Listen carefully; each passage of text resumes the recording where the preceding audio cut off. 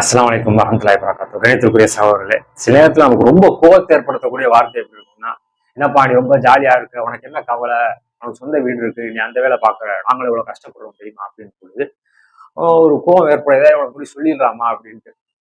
நெருப்பு கோழி முட்டை பெருசா இருக்கும், ஆனா முட்டை போடுற கோழிக்கு தான் வயிற்று வலி என்னன்றது தெரியும்டா அப்படின்ட்டு சொல்ல நினைப்போம். ஆனா அதெல்லாம் இல்லாமல் நம்ம என்ன சொல்லலாம், அல்ஹம்துலில்லாஹ் எல்லாம் எனக்கு கொடுத்துருக்கான். அப்ப நம்ம வந்து என்னது சொல்லிட்டு உங்களுக்கு அது மாதிரி ஆக்குவான்னு சொல்லி நம்ம இது பண்ணலாம். ஏன்னா நமக்கு கஷ்டப்படுற நமக்கு தான் என்னன்றது தெரியும். சில நேரத்துல நம்ம சொல்லாம இருக்கும். ஒவ்வொருத்தருக்கும் ஒரு வேதனை. அதை பார்த்து பொறாமைப்படக்கூடிய சில வார்த்தைகள். ஜாலியா இருக்கீங்க, சூப்பரா இருக்கீங்க அப்படின்னு.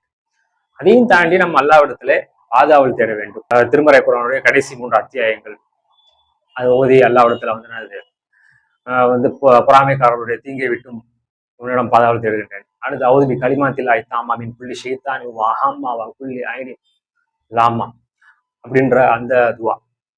பொறாமைப்படக்கூடிய, அதாவது தீங்கு ஏற்படக்கூடிய கண்களிலிருந்து உன்னோட பாதுகாப்பு, நீ படைத்தவற்றினுடைய தீங்கிலிருந்து பாதுகாப்பு, இது மாதிரியான பாதுகாவல் துவாக்களை கேட்டு அல்லாவிடத்திலே பாதுகாப்பு. ஏன்னா நேரடியாகவும் வார்த்தையிலே இவ்வளவு விஷயங்களை சொல்கிறவர்கள் நேரடியாகவும் என்னது மறைமுகமாகவோ நமக்காக எதிராக செய்யக்கூட வாய்ப்பு இருக்கு. சிலருடைய வார்த்தை வேணா யதார்த்தமா இருக்கலாம், ஆனா ஒரு சில வார்த்தைகள் வந்து பொறாமை, அவனா அப்படி இருக்கிறானே நம்ம இப்படி இருக்கிறோமே அப்படின்னு பொழுது அந்த மாதிரியான ஆட்களை வந்து நம்ம ஒன்றும் செய்ய முடியாது.